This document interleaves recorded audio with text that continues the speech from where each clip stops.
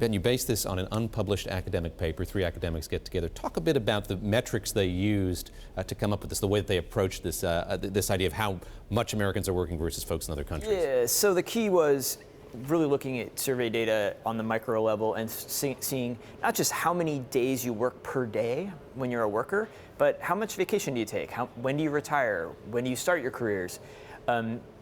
And that metric that they came up with is a way of just being able to compare country to country and look at things like productivity and how countries can kind of boost productivity. There's a debate within all of this here: output versus hours worked.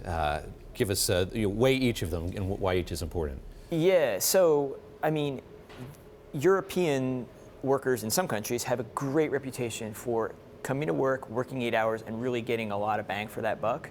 But there's other kinds of things that detract from productivity in places like Europe, which is like young people can't get jobs. And like you're wasting a precious resource by not getting those folks in the workforce. And in the United States, we have folks who are not taking vacation days, but then they're getting totally burnt out and aren't as productive at work. There's a tendency here to say, all right, we're talking about 2 different cultures, U.S. versus Europe at large, U.S. versus the Italians or the Swiss. But as you dig into it, as these academicians dig into it, it's deeper than that. It's not just a cultural thing. Yeah, I mean, clearly there's a cultural difference between Europe and the U.S., but if you look at the 1970s, Americans and Europeans were working about the same amount of hours. So how do you explain that? Something's changed in the US, and there's a couple theories on what's changed, but something's changed in the US and maybe in Europe that really gotten us to the point where we're working 25% more here in the US. Let's talk about a few of those. Maybe just the role of labor unions, the role historically of labor unions in the US. Perhaps that plays a smaller role nowadays in the U.S., and then the role of labor unions in Europe, that could have something to do. Yeah. I mean, unions have gotten a lot weaker in the U.S. They've remained strong in Europe.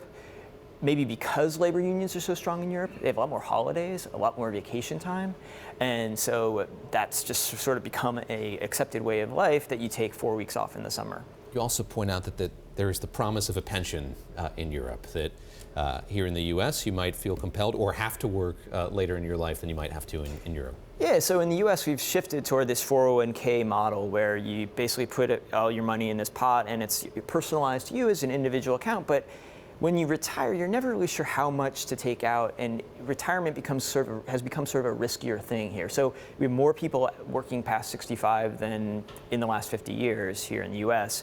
And in Europe, they still have a strong pension system, and they're still retiring sort of on schedule. There is baked into the U.S. economy this aspirational thing that you can work hard and you can get ahead. You can make a lot of money, you can get the job you want. Is that distinctly American when you look at U.S. work ethic versus other countries? Well, that's the interesting thing. The research suggests that it is true in a way.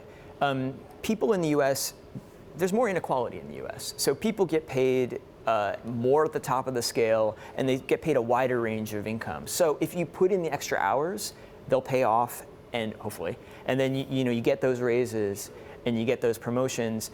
And in the US, they pay off a lot. In Europe, they don't pay off as much because you're not going to go that much higher. And also, taxes are so much higher in Europe. So whatever extra money you start making, the tax man's going to take a lot of that.